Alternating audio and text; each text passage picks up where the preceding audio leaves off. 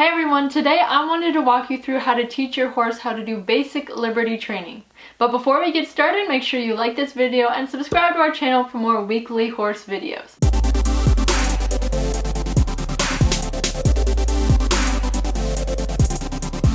And Trico's co-hosting because she's too comfy to get off the couch.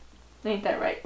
So what exactly is liberty training? Liberty training is basically being able to work with your horse and communicate with them via body language and just through a connection and a relationship without having to use any ropes or anything like that. I like to think that it's called liberty training because you're giving the horse the liberty to choose whether or not they want to stay there and be with you. That's what we're going to discuss today, and I want to walk you through the steps on how to get to that point where you can finally take the lead rope away and take the halter away and just be there with your horse and have them communicating with you effectively. So I'm by no means an expert at liberty training. This is actually just something I started working at last year. It's basically just been me watching YouTube videos and reading articles, just trying to figure out exactly what I'm supposed to be doing.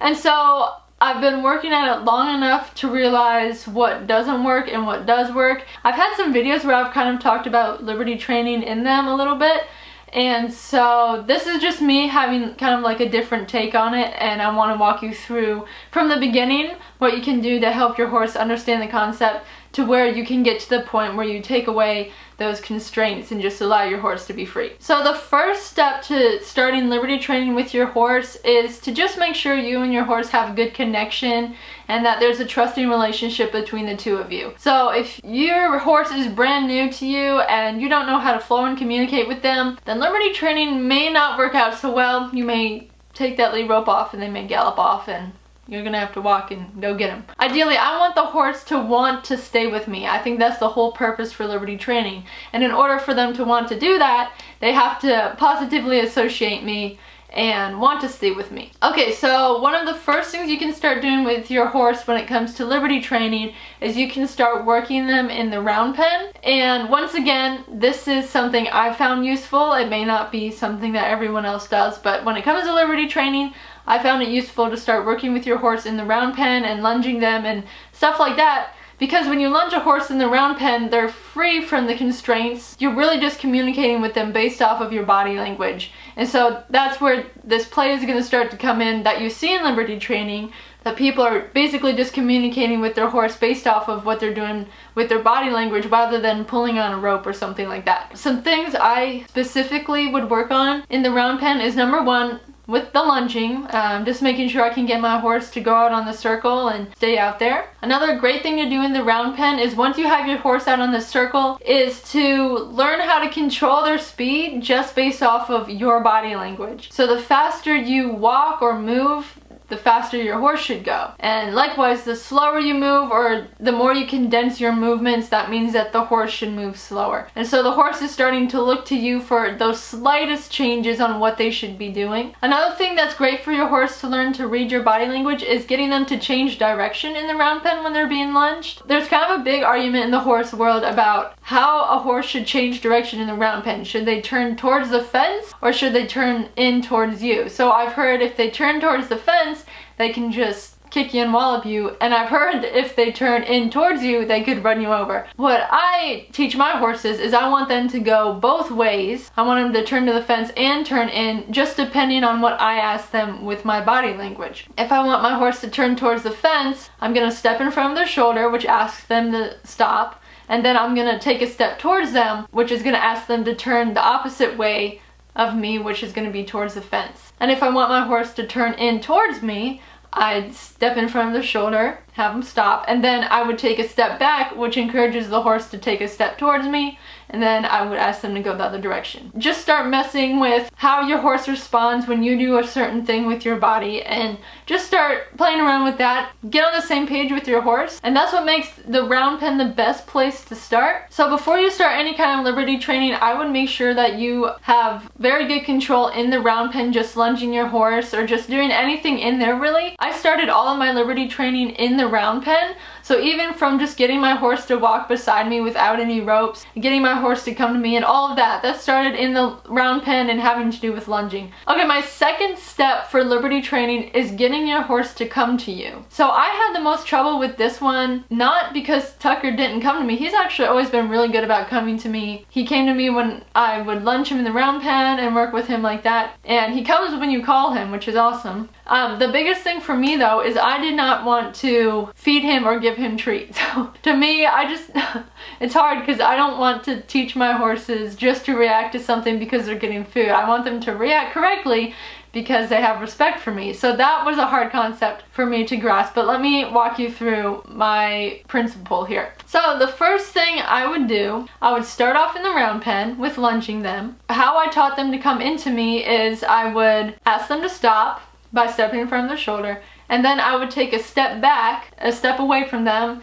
see if they would turn their neck to me or maybe take a step towards me. And if they did, I'd just let them stand there and chill out. If they didn't, I would ask them to go back and lunge around, and then we'd try again. So I found this was really useful when it came to lunging. This was a really effective technique. And the reason I feel like a lot of people would have trouble with this steps is because I know not every horse is like Tucker.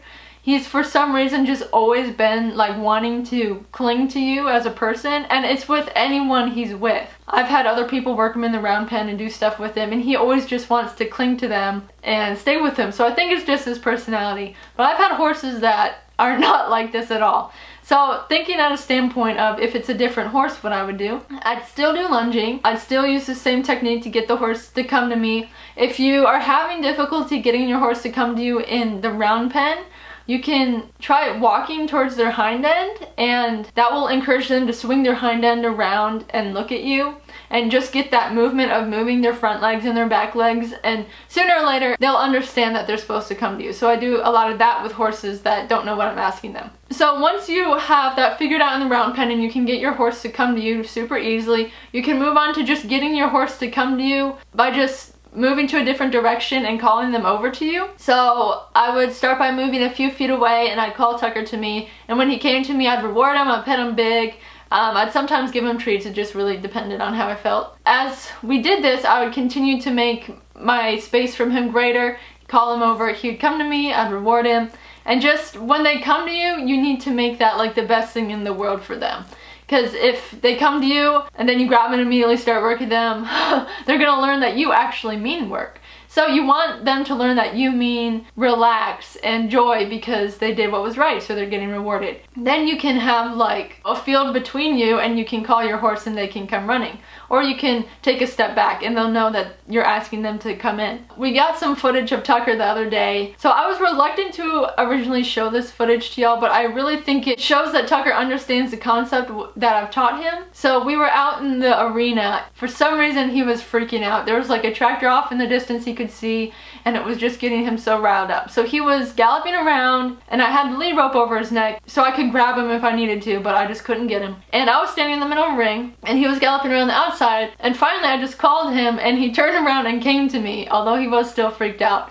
And at first I was kind of mad because I'm like, he's freaking out, he needs to know, he just needs to stay with me, blah blah blah. But then I realized this is actually awesome. Even though he's freaking out, he's still coming when I'm calling him, which shows that he understands the principle that he's been taught. So I will say it's important to be able to call your horse back to you when you do liberty training, because once you start doing stuff off of the rope with them where they have the choice to like take off and leave you, once they take off and leave you, you need a way to get them back. So instead of walking out and grabbing them, you can just call them back to you. So I found that really useful once I started doing this, is since Tucker did know to come back when I called him, then it was easy to focus back in on what we were trying to learn. Okay, so the next step you're going to want to teach your horse with basic liberty training is how to follow you. And so what I do with this is I just practice leading my horses on the lead rope, and I want them to be very good at leading. I want them to stay beside me. I want them to stop when I stop. I want them to go when I go. I don't want to have to apply pressure to the rope. I just want them to be reading my body language on when they need to move and how they need to move. So if you have a lazy horse, you may want to have a lunge rip on hand, not to smack them with, but simply just to encourage them forward, because you want to teach your horse to stay up next to you if they're lazy. If that's your type of horse, just have them staying up next to you and walking so you don't have to apply pressure to the lead rope all the time. and that's a great place to start for them. If you have a horse that's pushy and likes to walk in front of you, they need to first learn your personal space. We have a bunch of groundwork videos about how to teach your horse about your personal space, so we'll put a description down below. But that's where you need to start. And once you have your horse so they can lead beside you without you having to pull on them or tug back on them so they don't walk in front of you, then you're in a good place. So then what I would do next is I'm going to start leading them on a very loose lead rope, just so that no pressure is applied, but I still have hold of them if I need to. And I'm just gonna do a bunch of starting and stopping.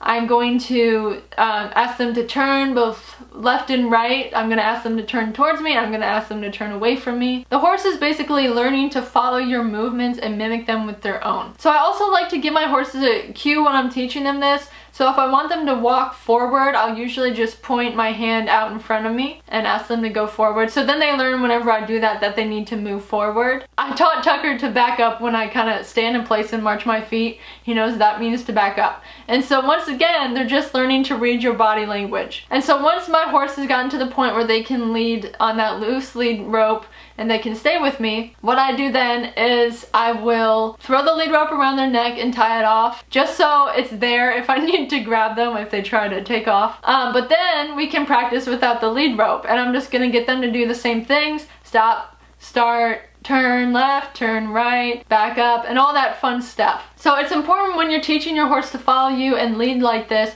I want to make it really fun and engaging for them so they don't get bored and so that they can stay focused. So I'm just going to do a lot of turns and stops and starts. I may add some obstacles like some cones or some pole bending, just so that they're staying focused and engaged and they're learning what we're asking. And so that is a fun step. It's really easy. Once your horse can exhibit that they're going to stay with you, then you can take the halter and the lead rope off and they're free to go. So that's basically the start of Liberty training for you guys. Just something super basic, but it goes miles when you practice those steps, I've learned. One thing I want to talk real quick is some of the common mistakes that people may make when teaching their horse Liberty training.